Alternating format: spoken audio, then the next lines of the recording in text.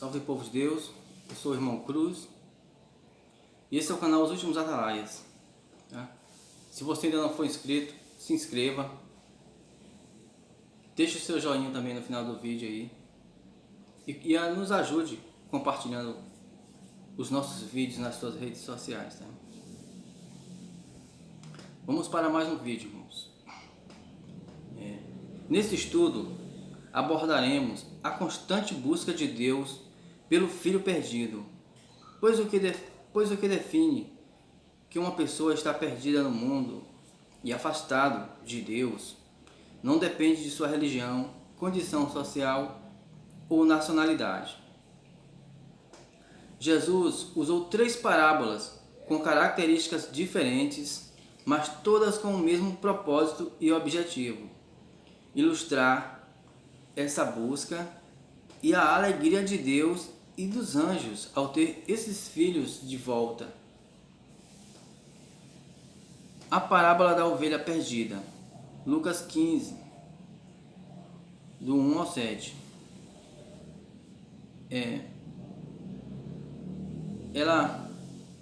Nós não vamos ler todas essas passagens, mas você deixa a sua Bíblia aberta aí no livro de Lucas 15, tá?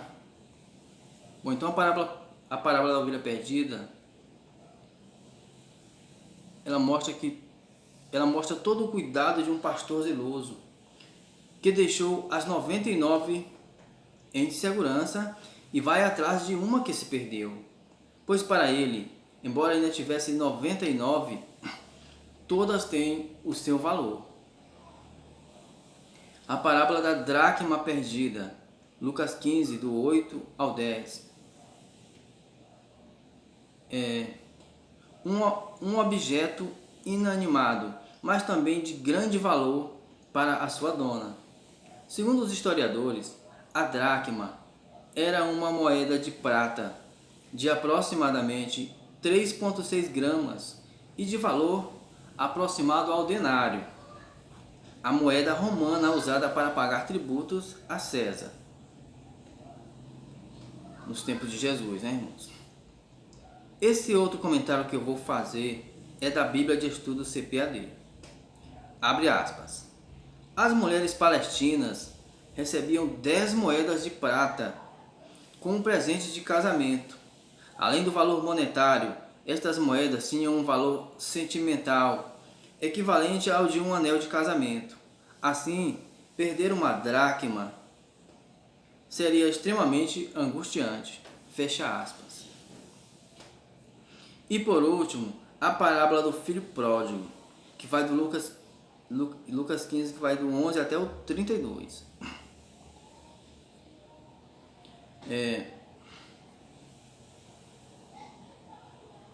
A parábola do filho pródigo, diferente da ovelha e da dracma, é um ser humano dotado de livre-arbítrio. Nesta parábola, nós discorreremos um pouco mais. Talvez você não entenda o fato do pai ter deixado o filho mais novo ir embora, mas todos nós agimos assim, como esse garoto, para com Deus, pois não é Deus que se afasta de nós, somos nós que nos afastamos dele, né? Nós que nos afastamos de Deus, por livre e espontânea vontade. Esse comportamento desse jovem não é diferente do comportamento dos jovens dos nossos dias, pois ele tinha tudo o que precisava, mas assim como a serpente seduziu Eva no jardim, ele também foi seduzido pelos encantos do mundo, que ele não conhecia. E assim, ele abandonou a família, amigos, lar e uma estabilidade financeira e se aventurou no desconhecido. Dá para imaginar a tristeza do pai ao ver o filho mais moço sumindo no horizonte e as lágrimas banhando o seu rosto enrugado. E da mesma forma, toda a nossa indiferença para com Deus lhe causa tristeza. Só quem já teve um filho que saiu de casa ainda jovem sabe o quanto são difíceis os dias sem ele. São muitos os motivos que nos levam a nos afastar, os motivos que levam a nos afastar de Deus. Porém, nenhum deles é justificável. O que mais leva o filho a sair de casa geralmente são as regras impostas por seus pais. Regras, limites, são necessários em todos os ambientes sociais, seja no trabalho, na igreja ou na escola. E em casa não é diferente, pois a nossa casa é a primeira escola que temos sobre regras, limites e disciplina, né, irmãos? E se você não respeita nenhuma dessas regras, cedo ou tarde vai acabar descobrindo da pior forma possível que até nos presídios existem regras. Ainda na criação do homem, Deus impôs regras, e a desobediência dessas trouxe todo o mal ao mundo e, consequentemente, o pecado que nos afastou do nosso Criador. Pois a partir daí, a comunhão do homem com Deus não foi mais a mesma. E esse afastamento foi tão grande que levou o homem a duvidar da existência de Deus. Uma consequência natural, pois quando nos afastamos muito de algo ou de alguém, ele vai perdendo a sua significância. E à medida que nos afastamos, ele vai ficando pequeno aos nossos olhos, até mesmo os mais altos montes. Não é assim?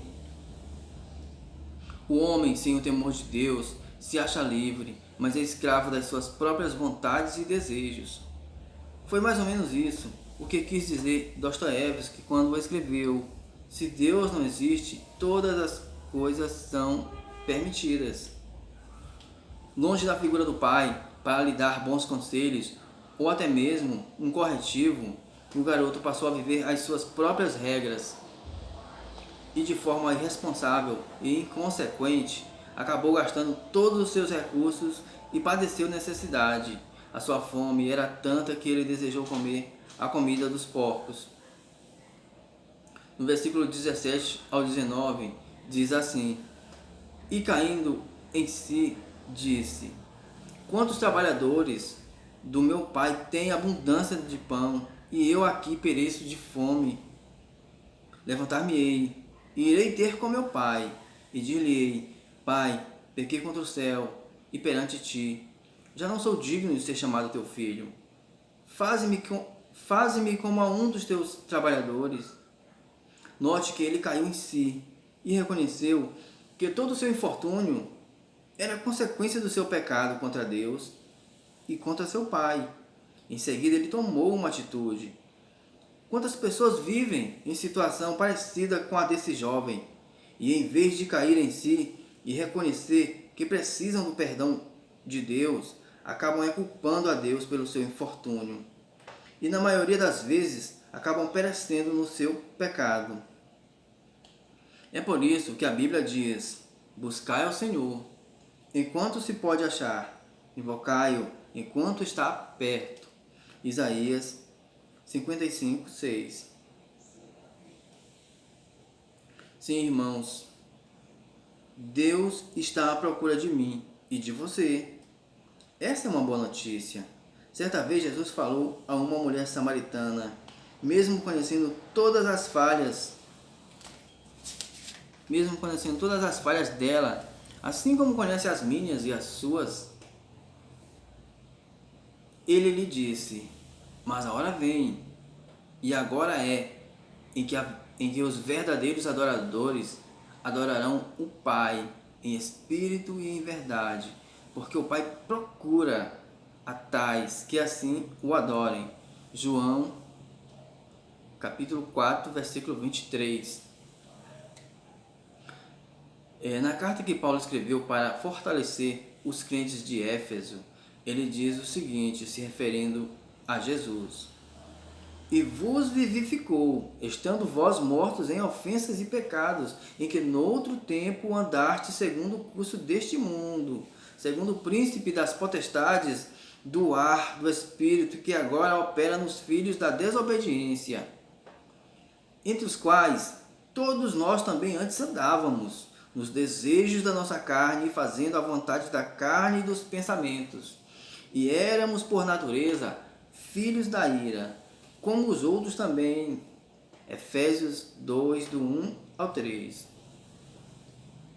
Veja que Paulo está falando que eles estavam mortos em pecado e que Deus os vivificou.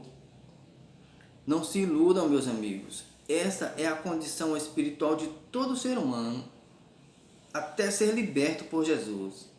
Quando Paulo diz, éramos por natureza filhos da ira, ele se refere ao grande dia da ira do Senhor, ou o dia do juízo de Deus. Se a palavra fala que somos por natureza filhos da ira, como podemos nos livrar desse destino?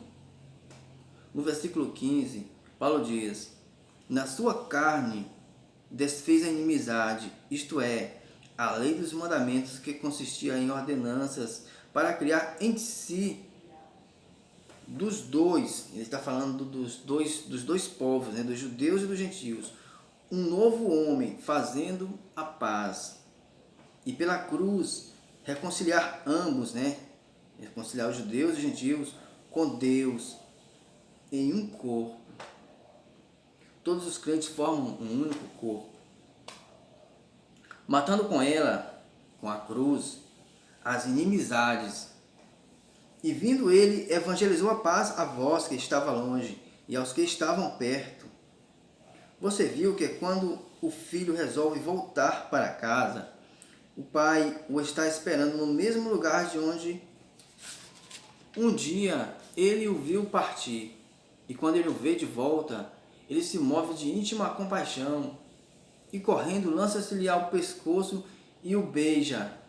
E eu imagino que ele chorou novamente, mas agora as lágrimas têm novo significado. Você pode notar que todas as parábolas elas terminam com festa, pois Jesus disse que há festa no céu entre os anjos por um pecador que se arrepende na terra. Isso porque ele é automaticamente encontrado por Deus. Jesus disse, quem me ama, guardará a minha palavra, e meu Pai o amará, e viremos para ele, e faremos nele morada. João, capítulo 14, do 2 ao 3. Jesus quer fazer morada em mim e em você. Veja o seu outro recado para nós. Eis que estou à porta e bato. Se alguém ouvir a minha voz e abrir a porta, entrarei em sua casa, e com ele cearei, e ele comigo. Apocalipse 3, versículo 19. Se você se identificou com o filho perdido, deixe o seu amém nos comentários, que eu vou orar por você. Amém?